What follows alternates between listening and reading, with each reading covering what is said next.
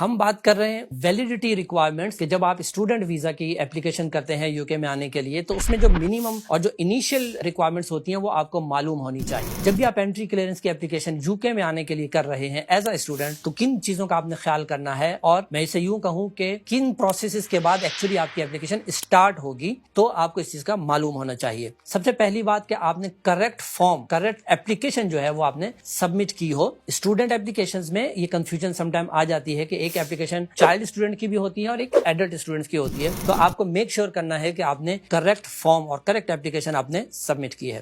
اس کے بعد اس اپلیکیشن سے ریلیٹڈ جو آپ کی فیسز ہیں اور IHS means immigration health surcharge جو آپ کو یہاں پر میڈیکل ٹریٹمنٹس کے لیے آنے سے پہلے ہر حال میں اس کو پے کرنا ہوتا ہے. یہ دو ٹائپ کی فیسز جو ہیں وہ آپ نے پے کرنی ہے, ایک اپلیکیشن فیس اور دوسری IHS. یہ پے کریں گے تو آپ کی اپلیکیشن اگلے فیز پر جائے گی. اس کے بعد آپ کو بایو میٹرکس کی سبمیشن کے لیے ویزا اپلیکیشن سینٹرز جسے ہم نارملی VAC کا نام بھی دیتے ہیں, آؤٹ آف کنٹری آپ کے لوکل کنٹری میں جو اور آپ کے سٹی میں جو کلوزسٹ سینٹر ہوگا آپ کو وہاں پر اپیئر ہونا ہوتا ہے اور اپنے بایو میٹرکس اور آپ کے فیشل جو ہے ریکارڈز ان کو درکار ہوتے ہیں اور وہ آپ کو اس کے لیے وہاں پر اپیئر ہونا ہوگا. ہم نے بہت دفعہ ایسا بھی دیکھا ہے کہ لوگ اپلیکیشنز کرتے ہیں اور وہ بایو میٹرکس کے لیے نہیں جاتے اور وہ یہ ایکسپیکٹ اور ازیوم کر رہے ہوتے ہیں کہ ہماری اپلیکیشن تو پروسیس ہو گئی کہ ہم نے ایک ایجنٹ کے تھرو اپنی اپلیکیشن کو پروسیس کیا ہوا ہے. تو آپ کو معلوم ہونا چاہیے that you have to go for a biometrics as well. جو ویزا اپلیکیشن سینٹرز ہوا کرتے ہیں, ڈیڈیکیٹڈ سینٹرز ہوتے ہیں یو کے امیگریشن اپلیکیشنز کے لیے, آپ کو اس کے لیے جانا ہے. پھر اس کے بعد آپ کو اپنا پاسپورٹ اور ڈاکومنٹس جو ہے وہ سبمٹ کرنے ہوتے ہیں. آپ کے اپلیکیشن کے دوران میں یہ پراپر کمپلیٹ پروسیس ہوتا ہے کہ جب آپ کے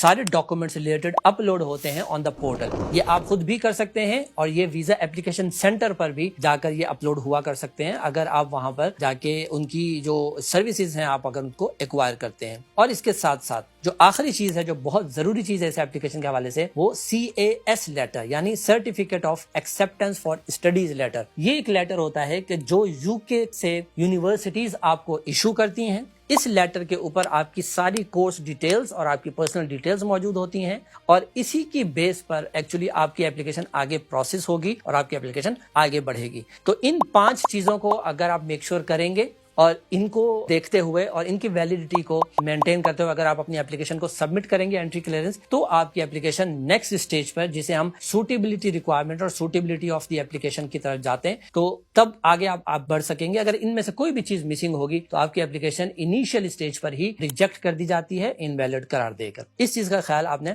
بہت زیادہ رکھنا ہے. اسی طرح سے اگر آپ ان کنٹری بھی اپلیکیشن کر رہے ہیں, آپ UK میں موجود ہیں, تو اس کی بھی اسی سے ریلیٹڈ اپلیکیشن موجود ہیں.